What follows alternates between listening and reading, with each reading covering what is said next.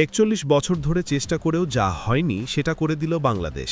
নিজেদের হার দিয়ে এশিয়া কাপের ইতিহাসে প্রথমবার ফাইনালে তুলল ভারত পাকিস্তানকে। এটা কি হার নাকি এক মহা আত্মত্যাগ? দুবাইয়ে অলিখিত সেমিফাইনাল বাংলাদেশ বনাম পাকিস্তান।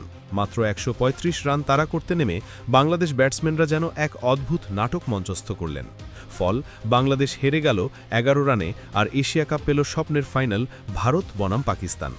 বাংলাদেশের এই হারের মধ্যে অনেক রহস্য লুকিয়ে আছে।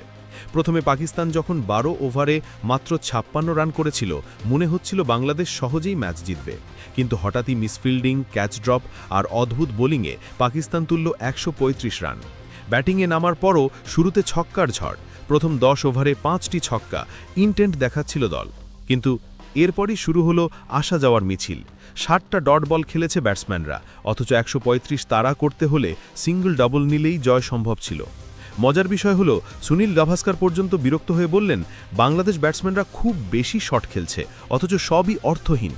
কিন্তু প্রশ্ন হলো, ওরা কি সত্যি ম্যাচ জিততে খেলছিল, নাকি ভারতের সঙ্গে পাকিস্তানকে ফাইনালে তোলার জন্যই এই আত্মত্যাগ? সাবেক পেসার শোয়েব আখতার তো মজা করেই বললেন, বাংলাদেশ হামকো সাথ দিয়া, মানে বাংলাদেশ আমাদের পাশে ছিল। এখন অনেকেই বলছেন, এশিয়া কাপের ফাইনালে বাংলাদেশ না থাকলেও থাকবে বাংলাদেশ, কারণ এই ঐতিহাসিক ভারত পাকিস্তান ফাইনালের নেপথ্যের আসল কারিগর তো বাংলাদেশই। তাহলে বাংলাদেশ কি আসলেই হেরেছে, নাকি ক্রিকেটের বৃহৎ স্বার্থে ইতিহাস করেছে?